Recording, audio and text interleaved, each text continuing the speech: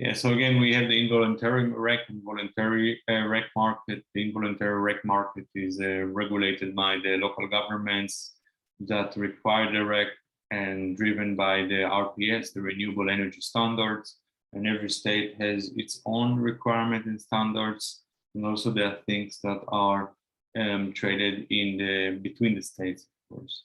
Voluntary market is basically up to companies and the incentives companies is doing, like Greeneum green certificates or other reward programs or incentive programs made in the inside the community, inside the states, by different stakeholders and organizations, and they are required significant incentives, of course, that we will also see to create engagement and follow-up.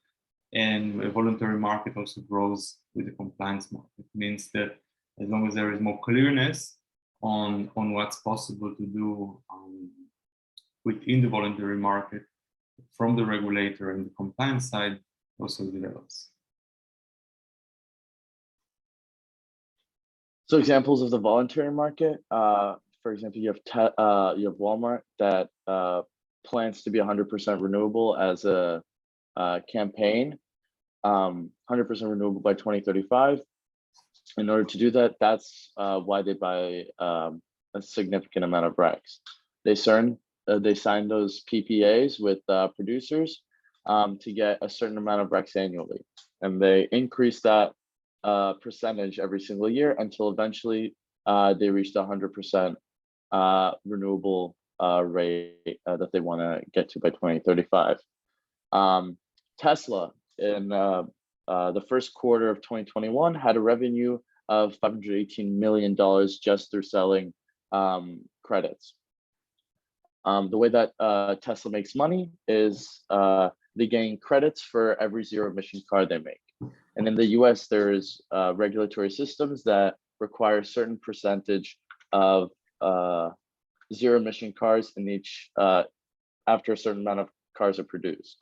And because Tesla's whole thing is only making zero emission cars, they're able to sell a lot of their extra credits to other companies, and they make a lot of money doing so. So this is a semi-example of the voluntary market.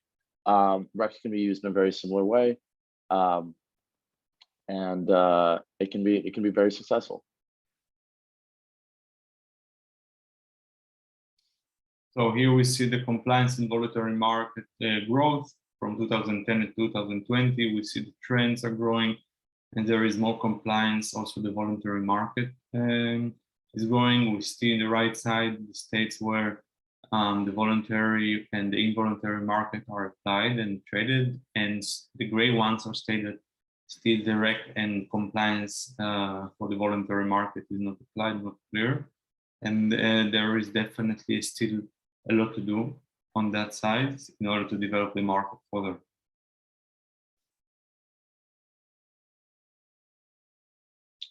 So what is the compliance market? The compliance market is runs all around something called an RPS, which is called the Renewable Portfolio Standard. And it's the actual way to incentivize RECs. States require a certain amount of energy resources to be renewable, a certain percentage.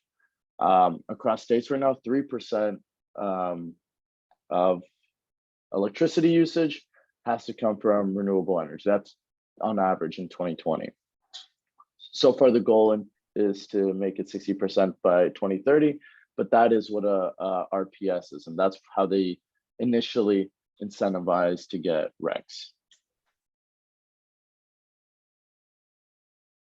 Yeah, so the RPS enforcement, the renewable energy standards are basically enforced in order to incentivize and to make a clearness about what it's needed in reporting renewable energy in a certain area.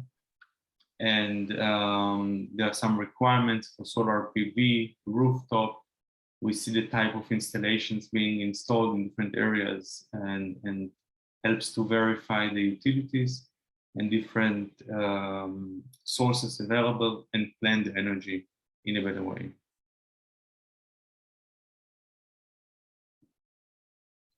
And you also have some states that don't have an RPS.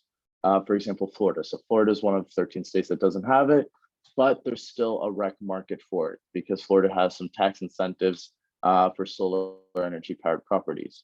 For example, residential houses are able to get 100% property tax exemptions, while commercial 80% tax exemptions if they can show proof of their houses being powered by solar energy. And that's how, and you're able to conduct this with SRECs or solar recs.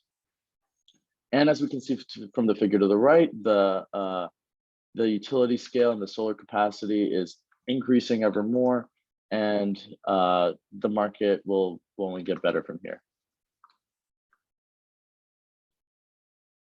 Okay, so the REC system in the international market is a bit different. It's called IRECs, international RECs, and we see in the right side the countries where it's eligible to receive an IREC, and not all countries are yet under the international REC.